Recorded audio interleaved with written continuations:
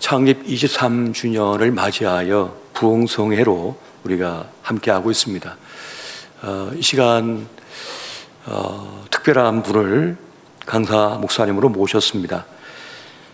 현재 한국군에는 육해공 해병대 장병들이 있고 또 그들을 영적으로 먹이고 인도하는 성직자 목사님들이 계십니다.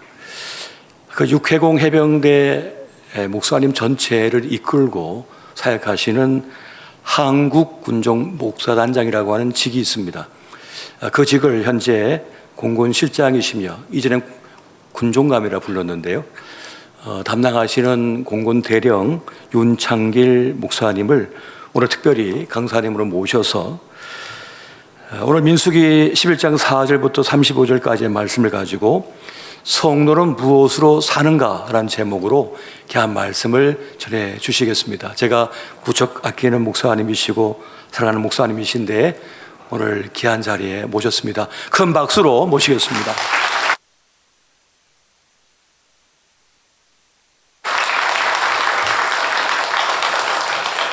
네, 감사합니다. 오늘 이 저녁에 또 교회에 오신 여러분들을 주님의 이름으로 축복합니다. 네, 목사님이 그러시더라고요. 담임 목사님이 그러시더라고요.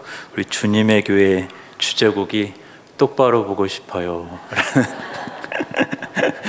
사실 여기 오자마자 본당에 맨 처음 왔는데 본당 구조가 너무 신기한 거예요. 되게 신기하다 이제 그랬습니다. 그런데 나중에 사연을 듣고 나니까 얼마나 은혜가 되는지. 할렐루야. 네, 정말 주님의 교회다 이런 생각이 듭니다. 또 원로 목사님이신 주서태 목사님 너무 존경할 수밖에 없고 또 담임 목사님께도 또 존경할 수밖에 없다라는 그런 생각을, 그런 마음을 전해드립니다. 주님의 교회 하면 우리 공군하고도 인연이 깊잖아요. 공군에도 주님의 교회가 있습니다. 네. 주님의 교회가 후원해서 세운 공군 주님의 교회가 있어요. 그래서 주님의 교회뿐만 아니라 또 여기저기 또 교육사든가 또 여기 가까운데 17비라든가 이렇게 또 후원해 주시는 우리 주님의 교회, 공군 선교회 후원해 주셔서 너무너무 감사합니다. 최연소 목사님께서 저를 거창하게 소개해 주셨는데 사실 저는 최연소 목사님 발끝 따라가기도 힘듭니다. 선배 목사님이신데 제가 군에서 이렇게 선배 목사님을 배웠을 때 늘 한결같이 뚝심으로 걸어갔다 이렇게 표현하면 좋을 것 같아요. 뚝심으로 걸어가셨다. 하나님만 바라보고 별로 사람 눈치 안 보시고 또 계급 눈치 안 보시고 뭐 권력의 눈치 안 보시고 하나님만 바라보시고 뚜벅뚜벅 걸어가시고 또 이렇게 사역을 하셨던 목사님, 그 기억이 납니다. 그래서 또 귀하신 목사님께서 저를 이곳에 불러주셨는데 너무나도 황공스럽기도 하고 감사하기도 하고 제가 잘할 수 있을까라는 그런 마음 뿐입니다. 제가 군에서 이제 사역을 20년 이상을 하고 있거든요. 저는 비행단은 김해 비행단을 이렇게 목회를 한 적이 있습니다. 제가 처음에 김해 비행단을 딱 처음에 부임했을 때 첫 설교를 하잖아요. 부임 설교를 하잖아요. 아마도 부임 설교 제목이 상식을 깨는 사람들이라는 제목으로 사도행전 말씀을 전했을 터인데 설교가 끝나고 예배가 끝나고 나서 한 권사님이 목사님 그러시는 거예요. 너무나도 은혜 받은 표정으로 정말 빛이 나는 것 같았어요. 그 얼굴에. 목사님 설교가, 그래서 속으로 생각했죠. 내 설교에 은혜 받았구나. 목사님 설교가 너무 짧아요. 그러시더라고요. 그러니까 권사님 입장에서는 설교가 짧아서 좋았다라는 그런 말씀을 하셨던 것 같아요. 군에서 설교를 하면 설교가 길 수가 없습니다. 왜냐하면 군인들은 딱 시간표대로 딱딱 정해져서 가야 되거든요. 간부도 마찬가지입니다. 장군들도 마찬가지고요. 병사들도 마찬가지입니다. 시간 늦으면 점심시간 늦게 먹어야 되고요. 그래서 시간 딱딱 맞춰야 되고, 그래서 길게 설교해 본 적이 제가 별로 없습니다. 그런데 목사님께서 50분에서 1시간 설교하라고 그러시니까 제가 감당할 수 있을까 막 이런 생각이 들어요. 그래서 네, 제가 공군본부에 있습니다. 공군본부 군종실장이고, 이제 아까 말씀하셨던 것처럼 옛날에는 군종감이라 했는데 공군본부 군종실장으로 있고, 제 밑에 목사님들이 몇 분 더 계세요. 그래서 공군본부에는 저를 포함해서 4분의 목사님이 계시는데, 이 4분의 목사님이 사성설교로 불려지고 있습니다. 사성. 한 분은 지성입니다. 그분 목사님 설교를 들으면 정말 뭔가 깨우쳐져요. 아주 새로운 지식을 명쾌하게 얻을 수 있는 아주 지성적인 설교를 하시는 아주 똑똑하신 목사님이십니다. 한 분의 목사님은 영성이십니다. 영성 설교가 있습니다. 마음에 불이 있어요. 그래서 그분 목사님이 설교를 하시면 마음이 뜨거워져요. 예, 정말 하나님의 말씀이 불같이 임하는 것 같아요. 또 한 분의 목사님은 감성 설교가 있습니다. 그래서 그분의 설교를 들고 있으면 나도 모르게 이게 눈물을 흘릴 수밖에 없고, 성도들도 많이 울고, 심지어 설교하는 목사님도 울어요. 감성 설교. 자, 저는 뭘까요? 저는 고성입니다. 목소리가 커서요. 졸면 더 커집니다. 그래서 여러분들 조시면 안 됩니다. 네. 제가 이 말씀을 드리는 이유는 공군 목사 중에서 제가 제일 못하다, 이 말씀을 드리는 겁니다.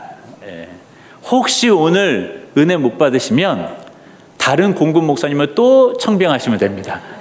저보다 훨씬 나은 목사님들이 많습니다. 실제로 좀 거짓말 아닙니다. 우리 공군 목사님들이 설교를 정말 잘하시고 말씀을 정말 잘 전하시기로 아주 말씀 전하는 거에는 단련이 되어 있는 그런 목사님들이십니다. 그래서 믿어 의심하지 마시기를 주님의 이름으로 간절히 축원드립니다. 네. 자, 이제 하나님 말씀 살펴보도록 하겠습니다. 뱀의 유혹과 아담과 하와의 그 최초의 범죄를 한번 생각해 보시죠. 뱀이 여자에게 슬쩍 다가와서 이렇게 말했습니다. 하나님이 참으로 동산 모든 나무의 열매를 너희 보고 먹지 말라고 하시더냐? 그랬습니다. 맞나요? 아니죠. 잘못된 정보입니다. 거짓말입니다. 그럼에도 뱀이 이렇게 접근해서 마치 하나님이 아무것도 좋은 것, 아무것도 먹지 못하게 하는 그런 인색하신 분인 것처럼 인상을 남기는 거죠. 인상을 남기는 거예요. 이 말에 여자가 대답을 합니다. 아니야. 동산 나무의 모든 열매를 먹을 수 있지만 딱 하나 동산 중앙에 있는 이 나무의 열매는 먹지도 말고 만지지도 말라고 하셨어. 너희가 이걸 먹으면 죽을까 하노라 라고 그렇게 말씀을 하셨어 라고 대답을 합니다. 잘 대답했죠. 맞는 말이지만 하나님은 죽을까 하노라 라고 말씀하지 않으셨죠. 그 열매를 먹으면 어떻게 된다 하셨죠? 선악과를 먹으면 정령 죽으리라 그러셨죠. 죽을까가 아니라 정령 죽으리라 이렇게 말씀을 하신 거죠. 약간 부정확한 하와의 대답에 하나님을 향한 믿음이 약간 흔들리고 있다라는 것을 뱀이 간파했던 것 같습니다. 그래서 뱀이 노골적으로 이렇게 유혹을 합니다. 아니다. 너희가 결코 죽지 아니할 것이다. 그 열매를 먹으면 너희가 눈이 밝아져서 하나님처럼 되어서 선악을 알게 될까 봐 하나님이 먹지 말라고 한 거야 라고 그렇게 말을 합니다. 이 뱀의 유혹에 넘어가서 아담과 하와는 선악을 알게 하는 그 나무 열매를 따먹어 버렸습니다. 그래서 어떻게 됐나요? 타락하게 되었습니다. 죄인이 되었습니다. 하나님의 관계는 어떻게 되었나요? 하나님의 관계는 깨어지게 되었습니다. 그래서 에덴 동산에서 아담과 하와는 쫓겨나게 되었던 거죠. 아담과 하와는 하나님이 뭔가 좋은 것은 자기들에게 공유하지 않고 있는 거 아닌가라는 의심이 들었던 거죠. 아담과 하와는 하나님을 섬기면, 하나님의 말씀대로 살면 손해가 될 것 같은 느낌이 들었던 것입니다. 그래서 그들은 하나님을 향해서 등을 돌려버리고 만 거죠. 오늘 본문에 등장하는 광야의 이스라엘 백성들도 비슷한 마음이지 않았을까라는 생각을 해보게 되는 겁니다. 하나님이 진짜 좋은 것은 주시지 않는다라는 생각 말입니다. 하나님을 섬겼더니 좋은 것 별로 없더라 라는 그런 생각 말입니다. 그래서 그들은 하나님을 향해서 불평이 나오고 하나님을 향해서 원망이 나왔던 것입니다. 지금 여러분들은 어떠하십니까? 하나님이 진짜 좋은 것을 여러분들에게 주고 있다라고 생각을 하십니까? 하나님을 믿고 섬기는 것이 정말 좋다라고 여러분들 생각을 하십니까? 아니면 요새 불평과 원망 가운데 살고 있지는 않습니까? 그러나 오늘 본문을 보니까 불평과 원망은 하나님 나라를 위한 영적 순례자들에게 별로 유익하지 못하다는 것을 발견하게 됩니다. 아니, 해로웠습니다.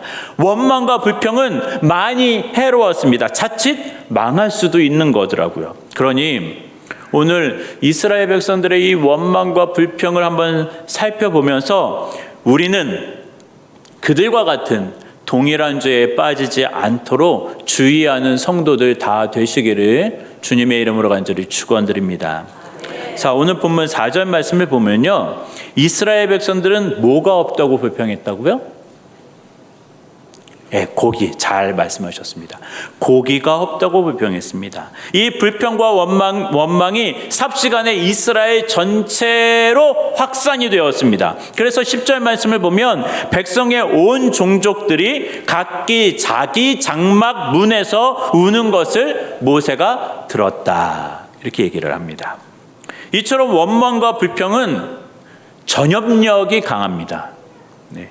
자꾸 불평하는 사람이 옆에 있으면 나도 불평하게 돼요. 자꾸 불평하는 사람이 옆에 있으면 나도 감사하기 힘들어요. 자꾸 불평하는 사람 옆에 있으면 나도 교회에 대해서 그렇게 비판하게 되고, 자꾸 불평하는 사람 옆에 있으면 나도 목사님에 대해서 그렇게 비난하고 비판하게 되고, 자꾸 불평하는 사람 옆에 있으면 나도 교회 장로님이나 직분자들한테 불평하는 마음이, 또는 비난하는 마음이, 아니면 지적하는 마음이 이렇게 들게 되는 거죠. 사랑하는 성도 여러분, 할 수 있으면 감사하는 성도랑 가깝게 지내시기를 주님의 이름으로 간절히 축원드립니다. 근데 여러분, 이 백성들의 불평을 다시 한번 생각해 보세요. 뭐가 없다고요? 고기가 없다고 불평한 거예요. 자, 먹을 게 없다고 불평한 거 아니었다는 겁니다. 마실 것이 없다고 불평한 게 아니었다는 것입니다.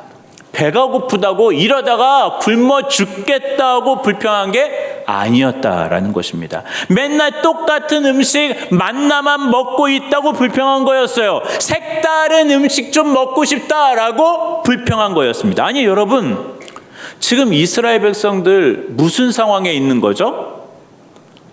지금 어떤 상황이냐면, 이스라엘 백성들이 하나님이 주시고자 하는, 하나님이 약속한 젖과 꿀이 흐르는 무슨 땅? 가나안 땅. 그 가나안 땅을 목표로 지금 여행을 하고 있는 거예요. 길지도 않습니다. 아무리 길어도 한 달이에요. 짧으면 15일만 해도 갈 수 있는 아주 짧은 여행이에요. 그러니까 이 짧은 기간만 잘 참으면 되는 거예요. 아니, 그런데 그걸 못 참고 만나밖에 없다고? 고기가 없다고? 지금 불평하고 있는 겁니다. 말이 안 되는 거예요. 조금만 참으면 되는 거예요. 조금만 참으면 가나안 땅에 들어가서 뭐를 먹을 수 있다고요? 젖과 꿀을 마음껏 먹을 수가 있다고요. 그런데도 불구하고 그거 못 참고 불평하고 있다고요. 자, 이 광야 여행은요, 일종의 군대의 행진과도 같습니다. 민수기를 보면 이건 군대예요, 군대. 이스라엘 백성들은 군대예요. 가나안 땅을 향해서 진군하는 군대예요. 군대의 행진과도 같은 것인데, 자, 군대의 행진이면 뭐예요? 전시입니다.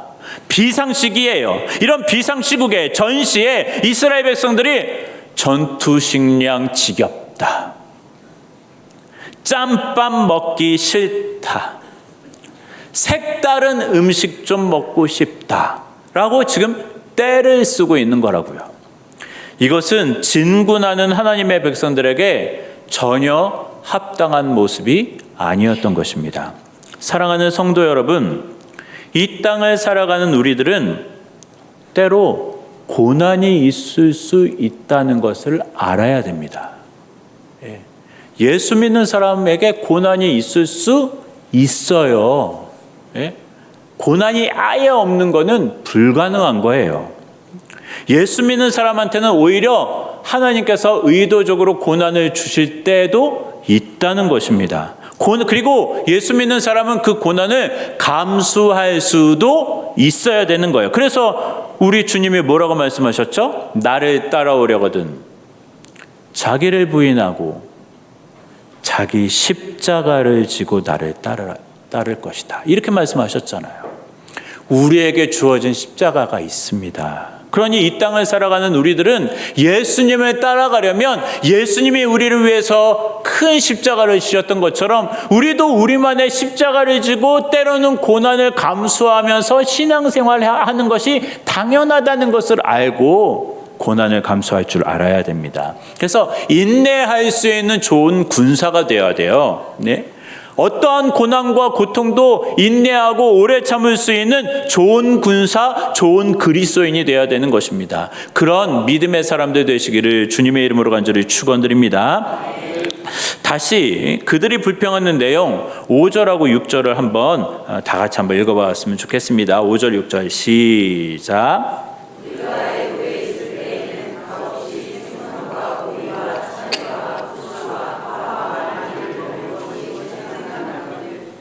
이제는 우리의 기력이 다하여 이 만나 외에는 보이는 것이 아무것도 없도다 하니. 자, 이 말씀을 들으면 마치 이스라엘 백성들이 애굽에 있을 때, 이집트에 있을 때 생선과 우유와 참외 등을 마음껏 먹은 것처럼 보입니다.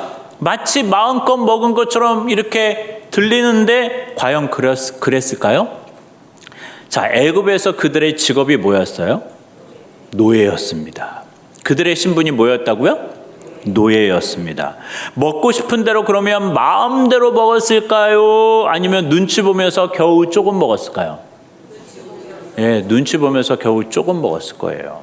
게다가 이 사람들이 5절에 뭐라고 말하고 있는지 보세요. 우리가 애굽에 있을 때는 어떻게 먹었다? 값없이 먹었대요. 값없이? 공짜로 먹었다고요? 과연 그게 값없이 먹은 공짜 음식이었을까요? 과연 그게 무료였을까요? 전혀 아니었습니다. 노예로서의 그들의 노동의 대가로 먹는 음식들이었던 거예요. 노예였기 때문에 그들의 노동의 대가를 충분히 받지도 못하고 아주 조금 살아서 노동할 만큼만, 죽지 않을 만큼만 그렇게 받았을 것이 뻔해요. 이에 반해서 그들이 지금 먹고 있는 만나에 대해서 그들이 어떻게 말하고 있는지 보세요. 이렇게 말하고 있죠. 만나 외에는 보이는 것이 없도다. 이거 뭔 소리예요? 다시 말하면 만나 보기도 싫다. 만나 냄새 맡기도 싫다. 뭐 이렇게 얘기한 거나 마찬가지죠. 그렇다면 만나가 그렇게 질이 나쁜 음식이었나요? 전혀 아니었습니다. 7절, 8절 말씀을 보면요. 만나는요. 기름 섞은 과자 맛이 나는 맛있는 음식이었어요. 기름 섞은 과자 맛. 얼마나 맛있었을까요? 게다가 만나는요. 여러 가지로 음식이 가능한 전천후 요리 재료였던 것입니다. 그리고 만나는요.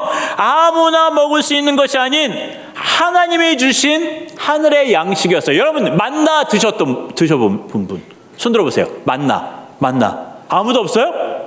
그 만나를 한 명도 못 먹었다고요? 저도 못 먹었어요. 아니 누가 먹었겠어요? 그 시대 이스라엘 백성들만 하늘에서 내려온 이 귀중한 만나를 먹은 거였어요. 하늘의 양식이라고요. 이 귀한 것을 먹는데 감사는커녕 만나밖에 없다고 불평을 한다고요? 이 광야에서 체력 비충의 아주 필수적인 영양소로 꼭꼭 눌러가지고 하나님께서 하늘에서 이스라엘 백성들에게 내려주신 그런 아주 맛있는 음식, 하늘의 양식이었는데, 그런데 그 사람들은, 이스라엘 백성들은 아유 만나 보기도 지겹다 이렇게 하고 있다고요. 이스라엘 백성들의 불평과 원망, 그들은요 지금 자기들한테 무엇이 좋은 거고 무엇이 나쁜 것인지를 헷갈리고 있는 거예요.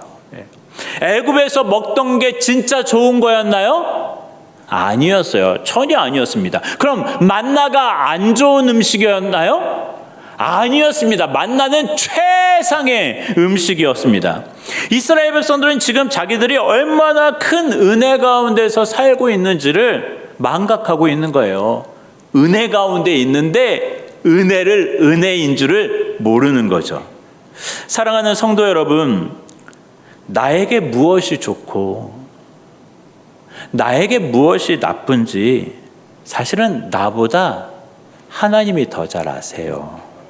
그러니 지레 이거 안 좋다고 불평해서는 안 되는 겁니다. 하나님이 나에게 주신 이거 안 좋다고 불평해서는 안 되는 겁니다. 지레 저것이 훨씬 좋아 보입니다. 하나님 왜 저거 안 주세요? 왜 나한테는 저게 없어요? 라고 한탄해서도 안 되고요. 하나님은요 좋으신 분이세요. 우리에게 좋은 곳으로 채워주시고 아름다운 곳으로 채워주시고 만나로 채워주시는 그런 분이세요. 여러분, 군인들은요 진급하면 좋을 것 같습니다. 그리고 실제로 진급하면 많이 행복해해요. 또 여러분들은 어때요? 부자가 되면 좋을 것 같죠.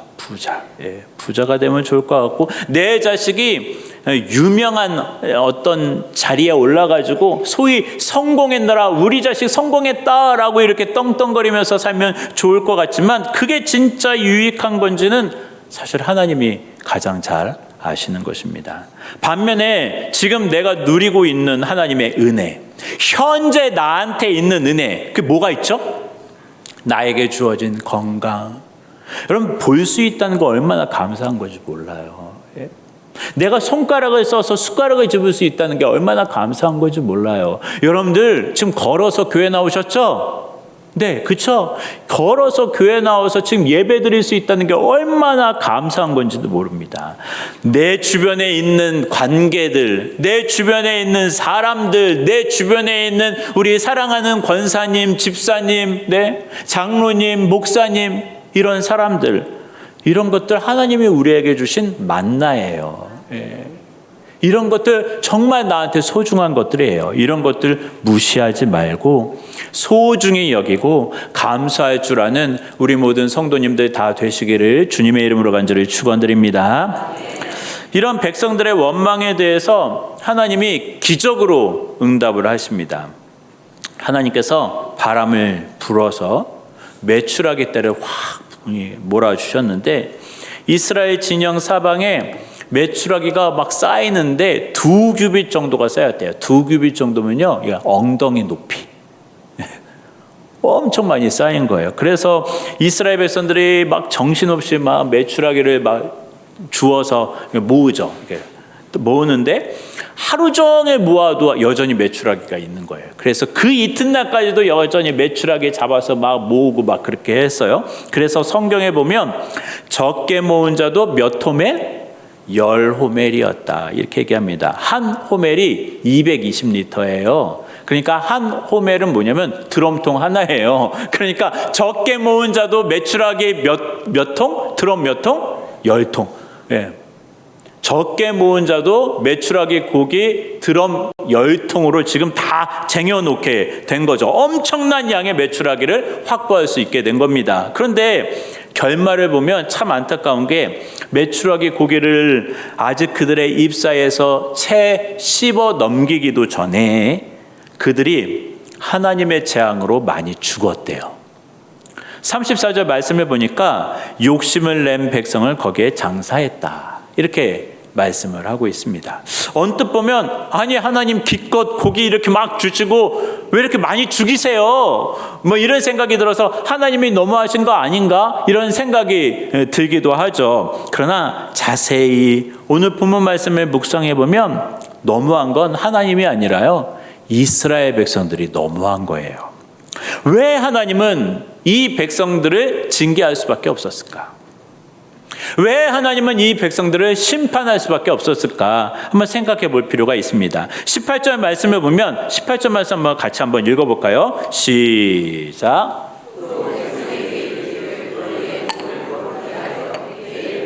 기다리라. 너희가 울며 이르기를 누가 우리에게 고기를 주어 먹게 하랴. 애굽에 있을 때가 우리에게 좋았다 하는 말이 여호와께 들렸으므로 여호와께서 너희에게 고기를 주어 먹게 하실 것이라. 하나님이 백성들에게 말씀하시기를 너희의 몸을 어떻게 하라고요?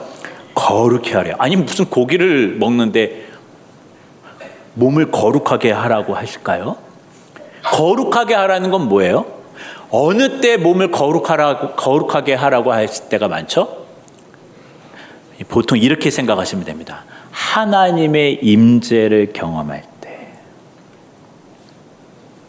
하나님이 우리 가운데 좌정하시는 거죠. 하나님이 우리 가운데 임하시는 거죠. 하나님의 임재를 경험할 때 주로 너희 몸을 거룩하게 해라. 그래서 몸을 씻고요, 뭐 옷을 빨기도 하고 그래요. 그러니까 너희 몸을 거룩하게 하라라는 것은 지금 하나님의 임재를 준비하라는 거죠. 근데 메추라기 때를 보내는 때 누가 임재하신다는 거예요? 하나님이 임재하신다는 거예요. 오늘 하나님의 말씀 보니까요, 바람이 여호와께로부터 나왔대요. 바람이 여호와께로부터 나왔는데 그 바람이 메추라기 때를 하나님께서 보내주신 거죠. 그러니까 하나님께서 메추라기를 보내주신 이 사건은 하나님의 임재와 비견할 수 있는 그런 사건이에요. 자, 하나님이 바람을 불어와 임재하시는 아주 굉장한 사건이다라고 한다면 백성들의 마음이 어때야 했었을까요? 어때야 됐을까요? 경외하는 마음으로, 감사하는 마음으로, 예배하는 마음으로, 자기를 절제하는 마음으로 임해야 하겠는데, 그러나 백성들은 탐욕과 욕심으로 하나님의 임재 신경도 안 써요. 하나님의 역사 신경도 안 써요. 하나님의 은혜 그런 거는 신경도 안 쓰고 오로지 메추라기를 모으고 오로지 고기 먹는 데에만 혈안이 되어 있었던 거예요. 이처럼 백성들의 불평은요, 하나님을 무시하는 데서부터 비롯된 불평이요, 하나님을 인정하지 않는 데서부터 비롯된 원망이라고 볼 수가 있습니다. 자, 하나님을 인정하지 않는다. 거기에서 비롯된 불평이라고 그랬잖아요. 하나님을 인정하지 않는다라는 측면에서 그들의 불평과 원망을 다시 한번 생각해 볼 필요가 있습니다. 자, 그들이 뭐가 없다고 불평했죠? 고기가 없다고 불평했습니다. 고기가 없다고 불평하면서 뭐라고 말했냐면 이렇게 말했습니다. 애굽에서 살았을 때가 더 좋았는데, 이렇게 말했어요. 애굽에서 살았을 때는 언제죠? 노예였을 때예요. 자, 애굽에서 살았을 때는 그러면 구원받기 이전이에요? 구원받고 난 이후예요?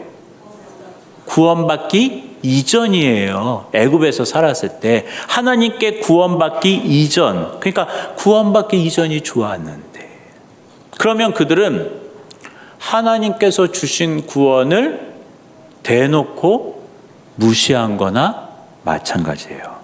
애굽에서 살았을 때가 좋았는데 구원받기 전에가 더 좋았는데, 하나님 섬기기 전에가 훨씬 더 좋았는데, 예수 믿기 전에가 좋았는데, 교회 다니기 전에가 더 좋았는데, 뭐예요? 전부 다 하나님의 구원, 하나님의 은혜, 하나님의 사랑을 못같이 여기고 있는 거예요. 이런 이스라엘 백성의 원망과 불평에 마음 속상하신 그런 하나님의 마음이 18절, 20절에 표현되어 있는데, 특별히 20절 말씀을 같이 한번 읽어보도록 하겠습니다. 20절 말씀 시작. 동안 먹게 하시리니 이는 너희가 너희 중에 계시는 여호와를 멸시하고 그 앞에서 울며 이르기를 우리가 어찌하여 애굽에서 나왔던가 함이라 하라. 보세요. 뭐 했다고요? 여호와를 멸시한 거라고요. 하나님을 멸시하고 뭐 했다고요? 우리가 어찌해서 애굽에서 나왔던가. 구원 괜히 받았어. 예수 괜히 믿었어. 교회 괜히 나왔어.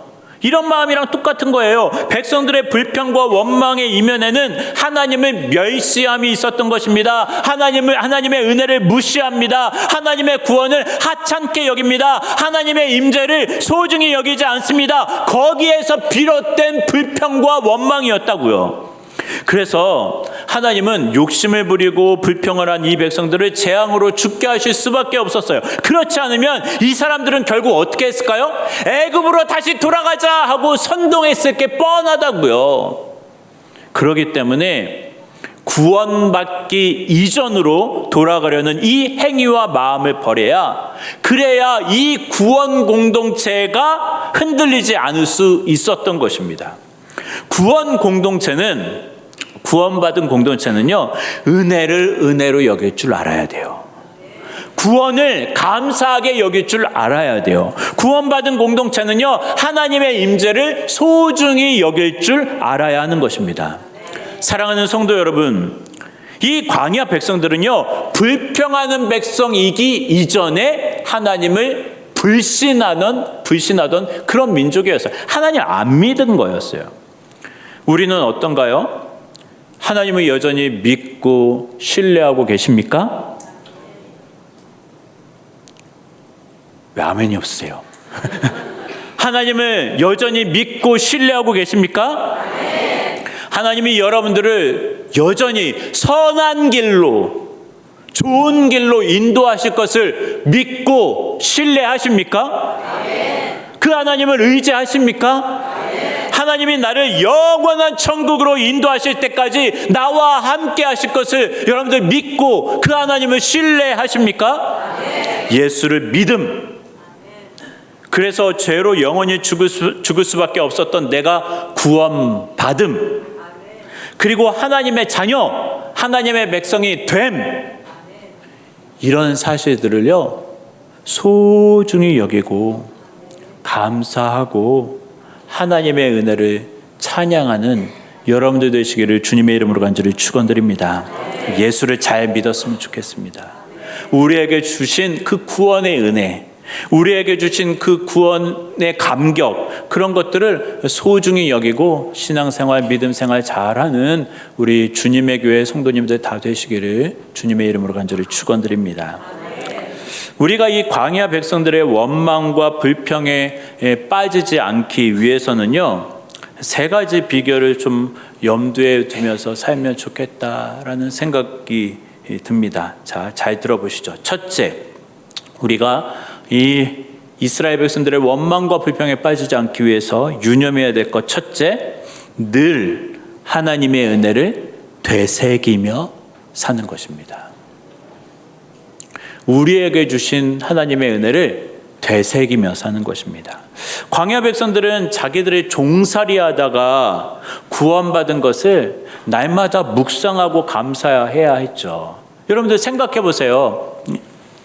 착고에 또는 쇠사슬에 묶여서 열심히 사람들이 시키는 대로 쉬는 날 없이, 아니면 매 맞고 채찍질 당하고 그렇게 일하던, 자유가 없던 그 백성들이 드디어 이집트에서 나왔어, 애굽에서 나왔어, 야호 우리 자유인이야, 우리가 드디어 자유를 얻었어 라는 이런 감격으로 살아가야 되는 거 이게 맞는 거 아닌가요? 네? 광야에서 여행을 하면서, 야 우리가 노예 생활하던 저 이집트에서, 저 애굽에서 우리가 드디어 나왔어, 우리가 이제 자유인이야, 이런 감격으로 열심히 행복하게 걸어가야 되는 게 정상인 거 아닌가요? 근데 그 하나님의 은혜를 까맣게 잊어버렸던 거죠. 광야 백성들은요, 자신들이 광야에서 만나를 먹고 생존할 수 있다는 거에 대해서 감사해야만 했었습니다. 와, 아무것도 없는데, 광야에서 아무것도 없는데 하늘에서 만나가 내려, 그래서 우리가 이 만나를 먹고 살고 있어? 야, 이 대단하다 하나님. 이런 마음으로 신앙생활하고 광야 생활을 걸어가야 되는 거 아니겠습니까? 그런데 이런 것들을 은혜로 여기지 않아서 그들에게 문제였다는 거죠. 은혜로 알고 은혜를 되새김질 할 줄 알아야 돼요. 되새김질.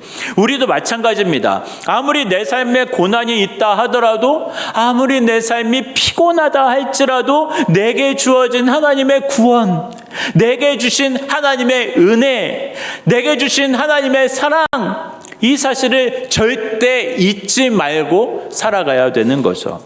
우리는 나를 구원해 주신 예수님의 사랑과 은혜를 날마다 되새김질하고, 날마다 기념하고, 날마다 기억하며 살아가는 우리가 되어야 될 줄로 믿습니다. 예, 그래서요, 구원의 감격, 구원의 은혜를 날마다 붙잡고 사는 게 그래서 중요해요. 그거 잊어버리면 안 됩니다, 여러분들. 그거 잊어버리면 절대 안 됩니다. 그 구원의 감격에서 여러분들 멀어지면 절대 안 되는 겁니다. 예수님의 십자가 사랑, 예수님의 십자가 은혜, 나를 위해서 그 주신 그 십자가의 은혜와 사랑을 여러분들 절대 잊지 마십시오. 마치 하나님이 우리를 사랑하시는데 세상에서 나 하나밖에 없는 것처럼 사랑하시는 그 예수님의 사랑을 잊지 않고 자꾸 되새김질하는 우리가 되었으면 좋겠습니다. 저와 같이 교회를 섬기는 군인 성도 중에 이런 분이 있어요. 두 아들이 있는데 둘째 아들이 제 아들이랑 친구거든요, 사실. 둘째 아들이 태어날 때부터 간이 안 좋아요. 선천적으로 간에 이상이 있어요. 간경화 증상으로요, 조금만 무리하면 황달이 올라와요. 조금만 무리하면 간 수치가 올라와서 유치원 때부터 초등학교 때부터 계속 수시로 입원을 해야 했었습니다. 간 이식을 받지 않으면 늘 생명의 위기 가운데서 살게 되는 거죠. 근데 그 아들을 보는 아버지와 어머니의 마음이 어떻겠습니까? 그런데 이 아들을 둔 이 군인 성도가 자기도 질병에 걸렸어요. 약 5년 전에 혈액암 진단을 받았습니다. 아들도 아픈데 자기도 혈액암 진단을 받은 거예요. 최근에 자신의 주치의에게 이런 질문을 했다고 합니다. 군인들은 전역하면 연금을 받잖아요. 의사 선생님, 제가 곧 전역인데 연금을 일시불로 받을까요? 아니면 매달 수령하는 방식으로 받는 게 나을까요? 물었대요. 그랬더니 의사 선생님이 그렇게 대답했대요. 일시불로 받으세요. 이렇게 대답했대요. 무슨 뜻인지 아시죠? 네. 이 집사님은 미래가 불투명한 겁니다. 그러니까 의사 선생님은 당신 언제 죽을지 몰라. 그러니까 일시불로 받는 게 좋아. 이렇게 얘기를 한 거죠. 미래가 보장되지 않는 삶. 근데 이분이요, 혈액암 진단을 받고 얼마 안 돼서 오히려 신우회 교사에 지원을 하셨어요. 자원을 하셨어요. 그러니까 군인교회는 신우회라고 있거든요. 병사들 모임. 그러니까 예수 믿는 병사들 모임. 그 신우회가 있으면 그 신우회 교사가 또 그 아이들을 먹이고 또 잘 가르치고 성경 공부시키고 또 교회 안 나오면 전화해서 또 교회 나오라고 하고 또 사무실 가서 너 왜 교회 안 나오냐 하고 또 챙기고 야 통닭 사줄 테니까 와라 그러고 짜장면 사줄 테니까 와라고. 이 신우회 교사예요. 힘들까요? 안 힘들까요? 힘든 봉사예요. 어려운 봉사예요. 근데 오히려 신우회 교사로 지원을 하셨습니다. 오히려 병사들을 관리하고 양육하고 전도하는 일을 하십니다. 그분은 이렇게 고백을 해요. 이렇게 주님 앞에 서면 안 되겠다는 생각이 들었습니다. 복음을 전해야겠다라는 생각이 들었습니다. 하고 지금 몇 년 동안 신우회 교사를 하고 계세요. 어떻게 이 가정이 고난의 순간에서 버틸 수 있었을까요? 어떻게 이 가정이 고난의 순간에 오히려 자신의 삶을 드릴 수 있었을까요? 저는요, 주님의 사랑 때문이라고 생각을 해요. 네. 주님의 십자가, 주님의 은혜, 주님의 사랑. 이렇게 은혜를 아는 마음이 견디게 하고 주님의 은혜를 아는 이 마음이 또 이기게 하는 거죠. 주님이 사랑하는 성도 여러분, 나를 구원하신 이 예수님의 사랑 되새김질 하세요. 나를 구원하신 그 십자가의 은혜 자꾸 마음속에 되새김질 하세요. 내가 뭐간데, 내가 뭔디, 내가 뭣도 아닌데, 근데 날 구원해 주셔서 하나님의 딸, 하나님의 아들 삼아 주셨네. 나를 구원해 주셨네. 너무 감사해 부러워하면서 그렇게 하나님 앞에 은혜를 되새김질하는, 구원의 은혜를 늘 되새김질할 줄 아는 우리 모든 성도님들 다 되시기를 주님의 이름으로 간절히 축원드립니다. 둘째, 전능하신 하나님이 능히 필요를 채우실 것을 믿고 살아야 합니다. 네, 전능하신 하나님이 뭘 채우신다고요? 필요를 채우신다. 야망을 채우시는 분이 아닙니다. 하나님은 우리의 야망을 채우시는 분이 아니라 하나님은 우리의 필요를 채워주시는 분이에요. 하나님이 모세에게 이 불평하는 백성에게 내가 한 달 동안 고기를 먹이겠다라고 말씀하시니까 모세가 믿지 못해서 하나님 앞에 대꾸를 하는 거예요. 아이고 하나님, 이 백성들을 위해서 모든 양떼와 소떼를 잡은들 족하겠습니까? 바다의 모든 고기를 모은들 그게 가능하겠습니까 하나님? 그때 하나님이 모세에게 말씀을 하십니다. 여호와의 손이 짧으냐? 이제 내 말이 네게 응하는 여부를 보리라. 이렇게 말씀을 하십니다. 뭐라고 말씀하셨다고요? 여호와의 손이 짧으냐? 이렇게 말씀을 하셨습니다. 여호와의 손이 짧으냐라는 이 말씀을요, 사실 모세만 들을 게 아니라 여호와의 손이 짧으냐라는 이 말씀을 불평하던 이스라엘 백성들이 다 들어야 할 말씀이었던 거예요. 여호와의 손이 짧으냐? 하나님은 전능하셔서 충분히 이스라엘 백성들에게 고기를 먹여주실 수 있는 그런 분이시죠. 하나님은 그렇게 전능하신 분이십니다. 그러나 하나님이 그렇게 하지 않으셨던 이유는요, 하나님의 능력이 부족해서가 아니라 하나님의 손이 짧아서가 아니라 하나님의 계획에 의해서였던 거죠. 우리는 그래서요, 예수님이 우리에게 가르쳐준 주기도문, 그 기도를 늘 생각해 볼 필요가 있을 것 같아요. 그 주기도문에 우리는 뭐라고 기도하죠? 오늘 우리에게 일용할 양식을 주시옵고. 무슨 양식? 일용할 양식. 매일의 양식인 거예요. 매일의 양식. 오늘 우리에게 일용할 양식을 주시옵고 매일의 양식을 구하라 하신 예수님은요, 매일의 필요를 채워 나가실 하나님을 매일매일 신뢰하라는 그런 말씀인 거예요.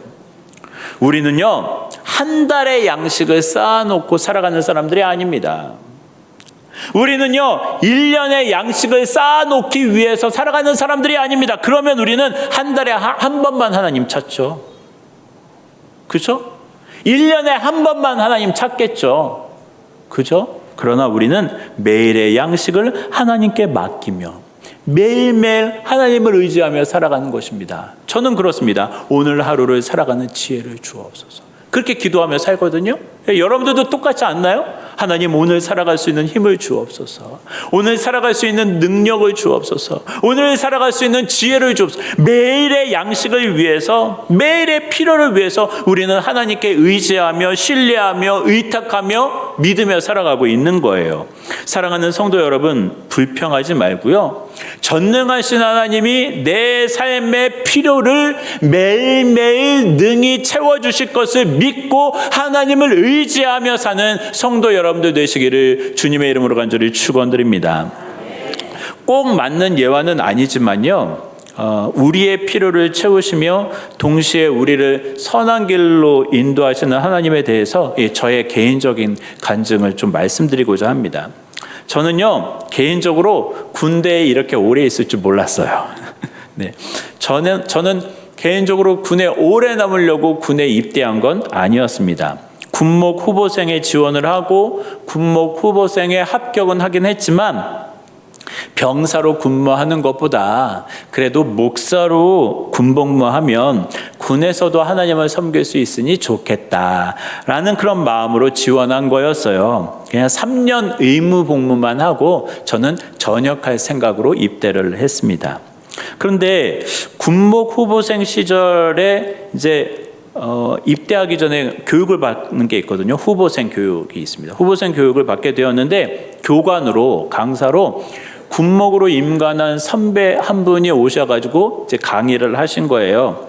옆에서 한 동기가 말합니다. 저 선배 지금 어딨냐? 그러니까 다른 동기가 말을 하는 거예요. 저 선배 지금 백령도 있잖아. 그런 거예요. 백령도? 어감이 별로 안 좋은 거예요. 백령도? 왠지 좀 추워지는 느낌 안 드세요? 뭐 으쓱해지고 추워지는 느낌? 속으로 이런 생각했습니다. 어디 붙어 있는 섬이지? 전라도에 붙어 있는 섬인가? 사실 전라도에 붙어 있는 게 아니라 저 인천의 앞바다에 붙어 있는 섬이거든요. 사실은 황해도 옆이에요. 황해도요, 황해도. 네. 그런 곳인데 나는 이런 생각을 했어요. 백령도 어디 붙어 있는 섬이지? 나는 절대 백령도는 가지 말아야겠다. 이런 생각했습니다. 그런데 웬걸 입대하고 그 훈련을 받는데 훈육관이 공군으로 배정된 4명의 목사를 부르는 거예요. 저희 동기가 4명이었거든요. 4명을 다 불렀어요. 너희들의 배속지가 나왔다. 너희들의 배속지는 팔공산, 황병산, 제주도, 백령도이다. 어떻게 할래? 근데 한 동기가 이렇게 말을 하는 거예요. 우리 사다리 타죠. 그랬습니다. 사다리 타자고 했어요. 그래서 다 좋다 동의를 하고 한 명이 사다리를 막 그리는 거예요. 사다리를 막 그리는데 저는 그 시간 뭐 했을까요? 느헤미야처럼 거룩하게 묵상기도 했죠. 뭐라고 묵상기도 했을까요? 아니 뭐 그렇게까지 노골적으로 기도는 안 했고요. 이렇게 기도했습니다. 좋은 곳 보내주십시오. 내심 어디를 생각하면서? 제주도를 생각하면서 네, 제주도 가면 좋겠다 이런 생각으로 좋은 곳 보내주십시오 하면서 그렇게 묵상으로 하나님 앞에 간절히 기도했습니다. 그랬는데 웬걸? 제가 어디 가게 됐어요? 백령도 가게 되었습니다. 제가 백령도 출신이에요. 그래서 그때 제 아내는요 만삭이었어요. 배 타고 4시간 가야 됩니다. 근데 그 백령도를 제가 갔어요. 또 이런 경험도 있어요. 입대해서 이제는 훈련을 받는데요. 훈련을 어디에서 받냐면 육군이 대다수니까 공군이나 해군도 다 어디에서 받냐면 육군에서 훈련을 받아요. 육군에서 훈련을 받지만 나중에 이제 임관을 하면 공군으로 넘어오니까 공군의 문화와 공군의 체계와 공군의 어떤 시스템을 알아야 된다 해서 일주일 동안 공군화 교육을 받아요.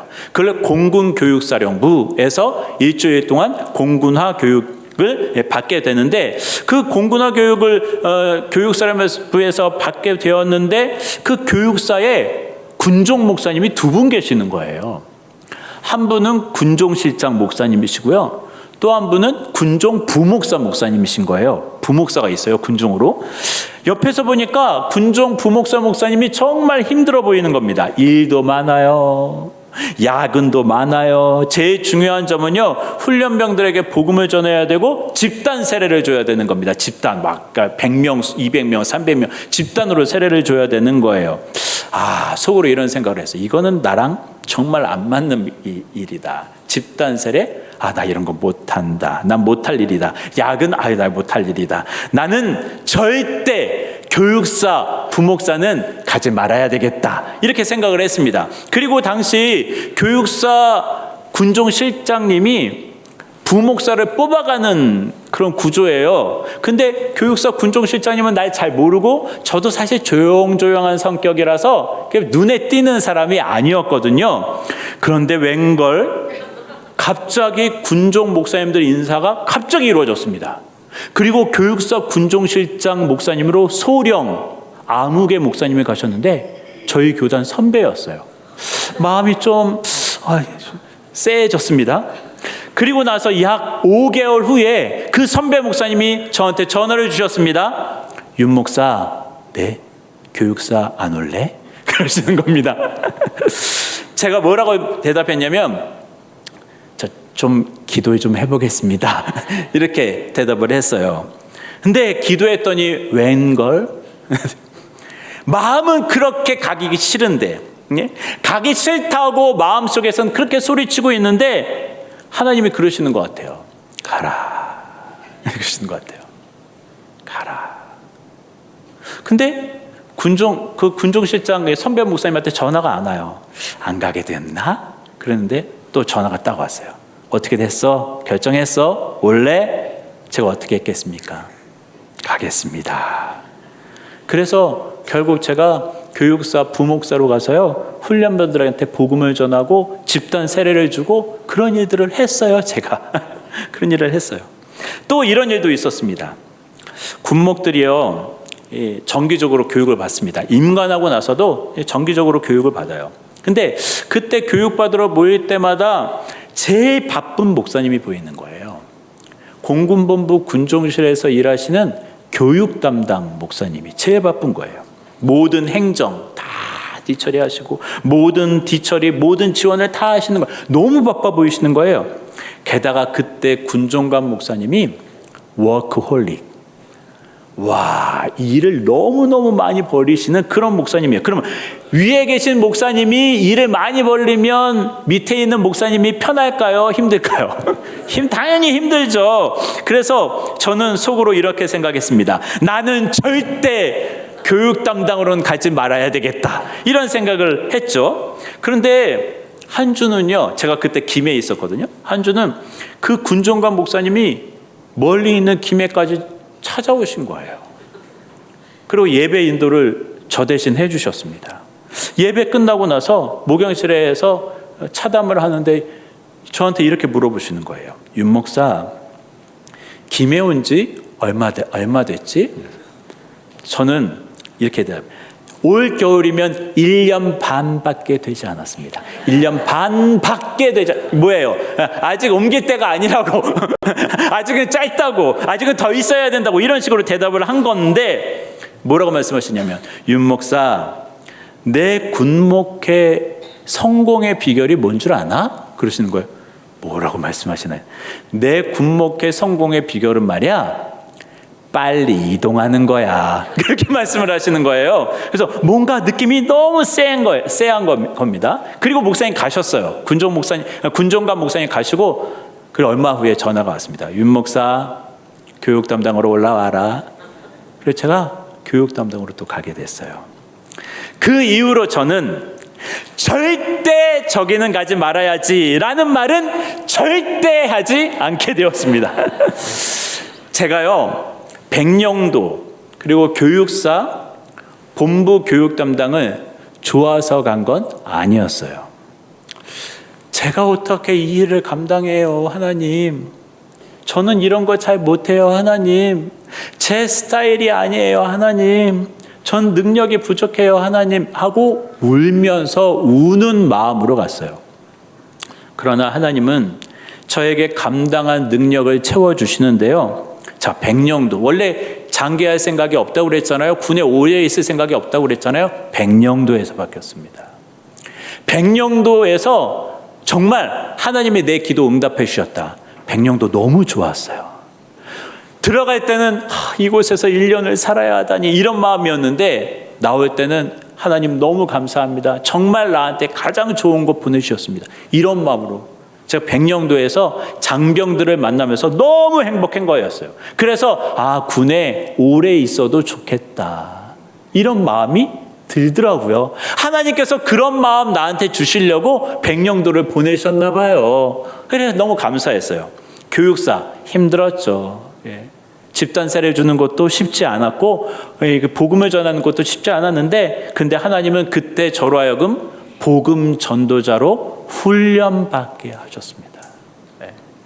그래서 저는 나중에 그 교도반, 그러니까 군 안에 있는 감옥과 같은 곳이라고 교도반에서 복음을 전하기도 했는데, 거기 안에 있던 사람이 복음 설교 듣고 예수 믿고 세례도 받고 막 그랬어요. 감사한 일이었어요. 또 교육사 말고 본부 군종실의 교육 담당, 그것도 힘들었죠. 힘들었지만 저로 하여금 군종 행정가로, 행정도 필요하거든요. 군종 목사는 군종 행정가로 하나님께서 훈련시켜 주셨다라는 것을 뒤늦게 고백하게 됩니다. 20년 이상의 군 생활을 지나고 보니 이런 생각이 드는 거예요. 내가 원하는 길은 아니었지만 그때마다 하나님은 나의 부족한 점을 채워주고 계셨구나. 꼭 필요한 길로 인도해 주셨구나. 사랑하는 성도 여러분, 매일의 삶에 우리의 매일의 필요를 채워주시는 선하신 하나님이 계십니다. 그 하나님이 우리의 하나님이에요. 그 선하신 하나님을 신뢰하고 의지하며 살아가는 우리 성도님들 다 되시기를 주님의 이름으로 간절히 축원드립니다. 자, 원망과 불평에 빠지지 않기 위한 세 번째 비결은요, 말씀과 성령으로 충만한 겁니다. 말씀과 성령. 본문을 보면요, 불평하며 모세에게 떼를 쓰는 이 이스라엘 백성들 때문에 모세가 지쳐버렸어요. 탈진. 모세는 하나님, 저 혼자 이 일을 감당할 수가 없습니다. 이 백성을 내가 낳았습니까? 이 백성을 내가 배웠습니까? 근데 나 혼자 어떻게 하라고 하십니까? 모세가 탈진을 했습니다. 그래서 하나님은 모세를 도와주도록 70명의 장로들을 세우도록 하셨어요. 그리고 하나님은 70명의 장로들에게 하나님의 영, 성령을 부어주십니다.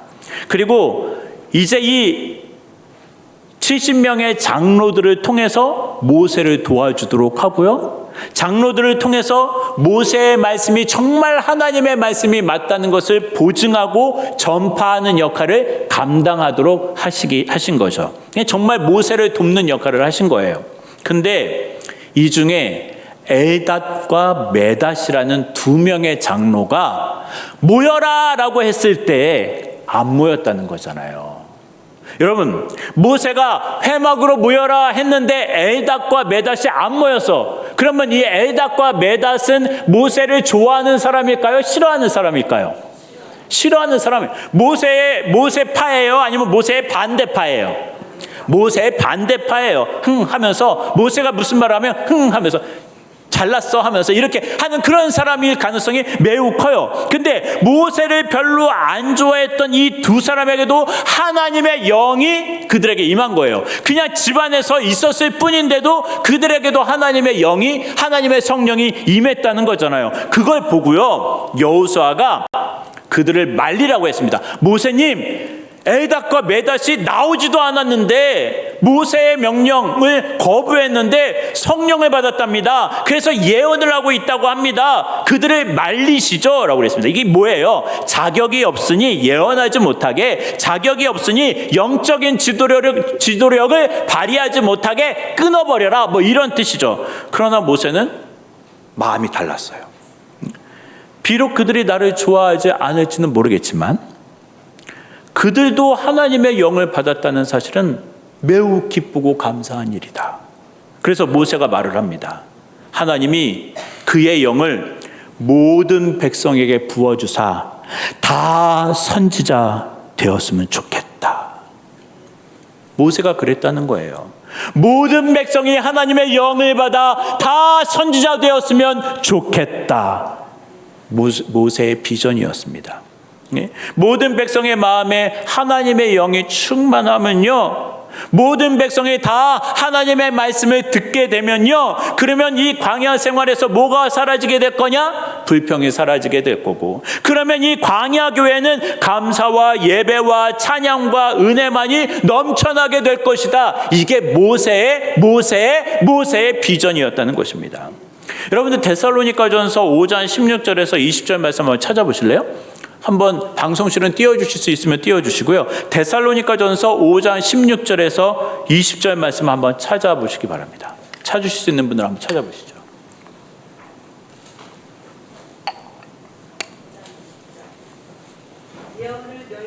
예, 데살로니가전서 5장 16절에서 20절 말씀 같이 한번 읽습니다. 시작. 항상 기뻐하라. 쉬지 말고 기도하라. 범사에 감사하라. 이것이 그리스도 예수 안에서 너희를 향하신 하나님의. 자, 보세요. 기뻐하고 감사할 수 있는 비결이 그 다음에 있는데, 그 다음 같이 읽습니다. 시작. 성령을 소멸하지 말며 예언을 예언이 뭐예요? 하나님의 말씀이에요. 성령을 소멸하지 말며 예언, 말씀을 멸시하지 말고. 그러니까요, 우리가 성령과 말씀으로 충만하면 뭐 할 수 있다고요? 오히려 기뻐하고 오히려 감사할 수 있다고요. 불평과 원망에 빠지지 않을 수 있는 비결은요, 성령과 말씀으로 충만하면 오히려 기뻐하고 감사할 수 있는 거예요. 성령과 말씀으로 충만했던 바울과 실라를 생각해 보세요. 귀신 들린 여자를 고쳐주었다가 체포당하잖아요. 체포당하고 밤새 고문당합니다. 밤새 고문당하고 나서 신음소리와 불평하는 소리, 원망하는 소리가 나올 법한데, 신음소리와 불평하는 소리, 원망하는 소리가 나올 법한 그 밤에 바울과 실라는 뭘 하냐면 기도하고 하나님을 찬송합니다. 사랑하는 성도 여러분, 기쁨과 감사가 어떻게 유지가 될 수 있는가요? 그 고난의 순간에, 환난의 순간에 어떻게 기쁨과 감사가 유지될 수 있는 건가요? 성령으로 가능한 거예요. 이거는 내 능력으로 가능한 게 아니라 성령으로 가능한 겁니다. 말씀 충만하면 가능하게 되는 것입니다. 그러니 사랑하는 성도 여러분, 불평하기 전에 기도하고 원망하기 전에 감사하고 말씀과 성령으로 충만한 삶을 살아갈 수 있기를 주님의 이름으로 간절히 축원드립니다. 고기가 없다고 불평하던 사람들의 무덤 이름이 기브로 탓다아왈이에요. 그거 번역하면 탐욕의 무덤이라는 뜻이거든요. 그러니까 하나님의 구원과 하나님의 은혜를 하찮게 여기고 하나님의 은혜를 무시하면 결국에 어떻게 되는지를 탐욕의 무덤을 통해서 경고해 주고 계시는 말씀인 거죠. 자, 고기가 없다고 이스라엘 백성들의 마음에 원망과 불평을 심겨준 사탄은 나중에 예수님을 향해서 똑같이 시험을 하는데 이렇게 시험을 합니다. 네가 만일 하나님의 아들이거든 명하여 이 돌들로 떡덩이가 되게 하라 라고 시험을 했어요. 그렇게 유혹을 했더니 이에 대한 예수님의 대답이 이거였습니다. 사람이 떡으로만 살 것이 아니요 하나님의 입으로부터 나오는 모든 말씀으로 살 것이라. 할렐루야. 다시 한번 말씀드릴까요? 사람이 떡으로만 살 것이 아니요 하나님의 입으로부터 나오는 모든 말씀으로 살 것이라. 명심하시죠. 성도는요, 하나님의 말씀으로 사는 것입니다. 성도는요, 성령의 동행하심으로 사는 것입니다.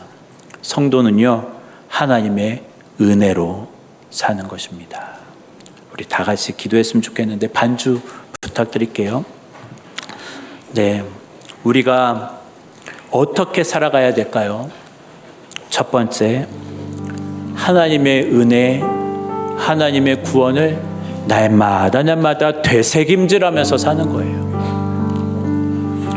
두 번째, 우리의 필요를 채워주시는 하나님을 신뢰하며 사는 거예요. 매일의 필요를 채우시는 하나님을 신뢰하며 사는 거예요. 세 번째, 성도는요, 말씀과 성령으로 사는 거예요. 성령으로 충만하면 됩니다. 말씀으로 충만하면 됩니다. 그러면 우리는 견디고, 우리는 이기고, 우리는 감사하고, 우리는 기뻐할 수 있는 거죠. 하나님, 우리에게 구원의 은혜에 감격하며 살게 해 주옵소서. 하나님, 우리에게 매일의 양식을 채워주시는, 매일의 필요를 채워주시는 하나님을 신뢰하며 살게 하여 주옵소서. 날마다 말씀과 성령으로 충만하게 하여 주옵소서라고 그렇게 하나님 앞에 합심하며 기도하며 나아가도록 하겠습니다. 기도하십니다. 사랑과 은혜가 많으신 아버지 하나님, 오늘도 이 밤에 하나님의 말씀을 우리에게 들려주셔서 감사합니다. 성령께서 우리와 함께 하여 주시고, 이 시간에 하나님 우리에게 교훈하여 주시고, 하나님의 말씀을 우리에게 들려주시옵소서. 하나님의 말씀을 우리에게 하나님 새겨주시옵소서. 그 하나님의 말씀이 우리의 심령에 새겨지게 하여 주시옵소서. 그 하나님의 말씀이 우리의 심령 깊숙한 곳에 하나님 새겨지게 하여 주시옵소서. 우리가 하나님의 말씀으로 살게 하여 주시옵소서. 우리가 말씀과 성령으로 충만하여 살게 하여 주시옵소서. 하나님, 매일매일 우리에게 주신 하나님의 구원과 하나님 하나님의 은혜를 우리가 되새김질하며 살아가게 하여 주옵소서. 날마다 우리에게 주신 그 은혜를 우리가 날마다 되새김질하며 살게 하여 주옵소서. 주님의 사랑을 묵상하며 살게 하여 주옵소서. 주님의 은혜를 묵상하며 살게 하여 주옵소서. 날마다 우리의 필요를 채워주시는 아버지 하나님, 날마다 매일의 필요를 채워주시는 우리의 주님, 날마다 일용할 양식을 채워주시는 선하시고 좋으신 우리의 하나님을 날마다 의지하며 살게 하여 주시옵소서. 우리가 말씀과 성령에 충만하여서 믿음으로 살게 하여 주시옵소서. 하나님, 우리가 하나님의 입으로부터 나오는 모든 말씀으로 살 것이라 말씀하셨던 예수님의 말씀을 생각하며 하나님, 날마다 하나님 말씀과 성령으로 살아가는 저희들 될 수 있도록 하나님 우리에게 은혜를 내려 주옵시고, 오늘 이 예배에 참석하는 모든 성도들에게 성령의 충만함을 허락하여 주시옵소서. 하나님, 이 예배에 참석한 모든 성도들에게 하나님의 은혜로 충만하게 하여 주옵소서. 성령께서 우리와 함께 하여 주셔서 주님의 은혜를 하나님 묵상하며 주님과 동행하며 살아가는 거룩한 하나님의 사람들이 될 수 있도록 주여 도와주옵소서. 사랑과 은혜가 많으신 아버지 하나님, 우리에게 주어진 구원의 은혜를 날마다 되새김질하며 살게 하여 주옵소서. 우리의 일용할 양식을 채우시며 매일의 필요를 채우시는 아버지 하나님을 신뢰하며 살게 하여 주옵소서. 그리고 말씀과 성령으로 충만한 삶을 살게 하여 주옵소서. 예수님의 이름으로 기도드리옵나이다. 아멘.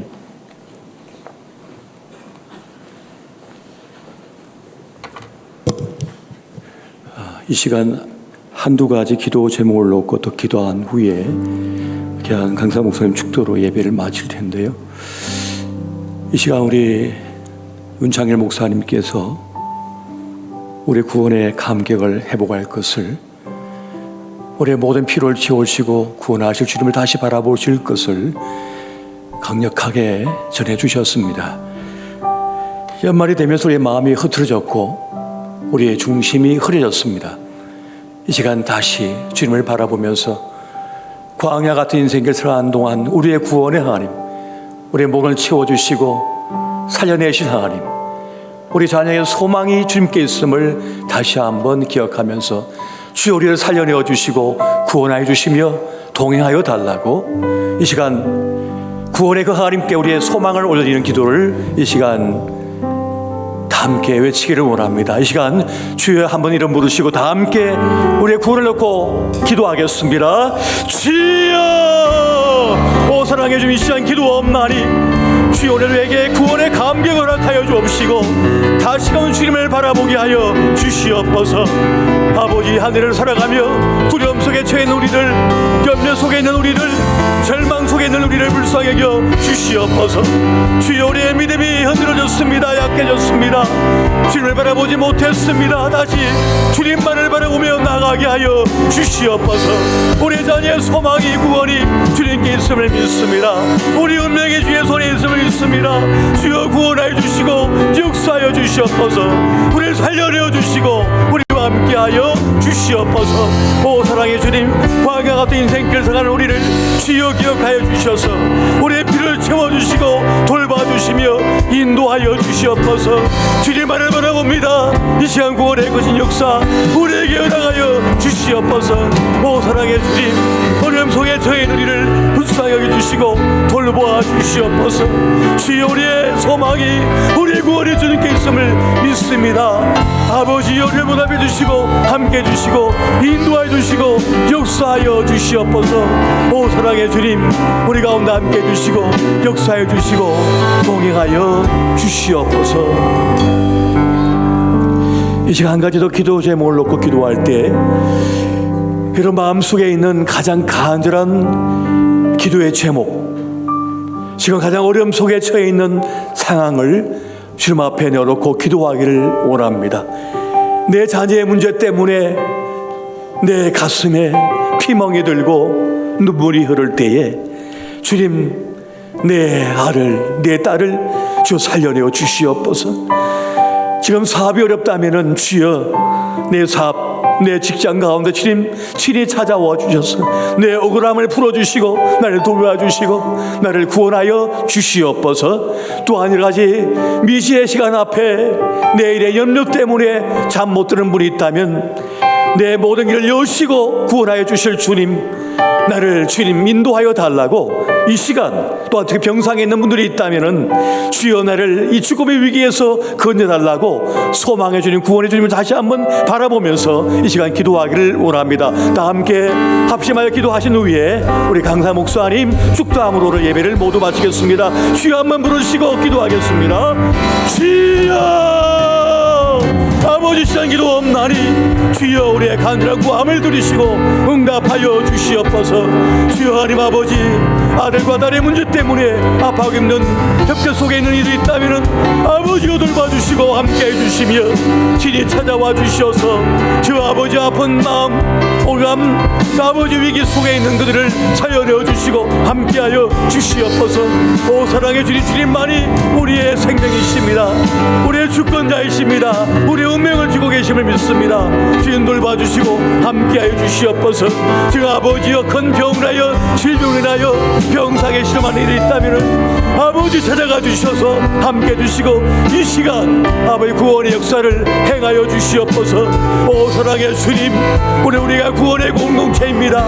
주여 이 시간 아버지 우리의 모임이, 우리 아버지여 합심하여 기도함이, 우리 함께 모임이 주의 뜻임을 믿고 함께 설리 중보 기도하며 위하여 아버지 구할수록 부르줄 수 있도록 도와주시고 함께하여 주시옵소서.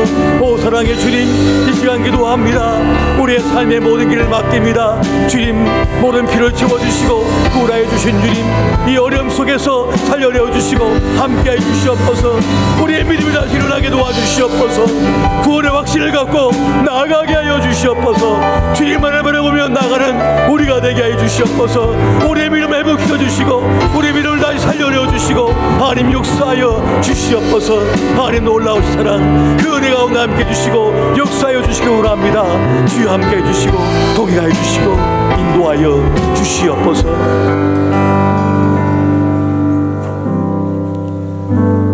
지금은 우리 주 예수 그리스도의 은혜와 하나님의 크신 사랑과 성령님의 감화 감동 교통하심이 우리를 구원해 주신 주님의 사랑을 믿고 의지하며 날마다 말씀과 성령으로 충만하여 살아가기를 간절히 소망하는 우리 사랑하는 주님의 교회 모든 성도들 머리 위에 지금으로부터 영원토록 함께 있을지어다. 아멘.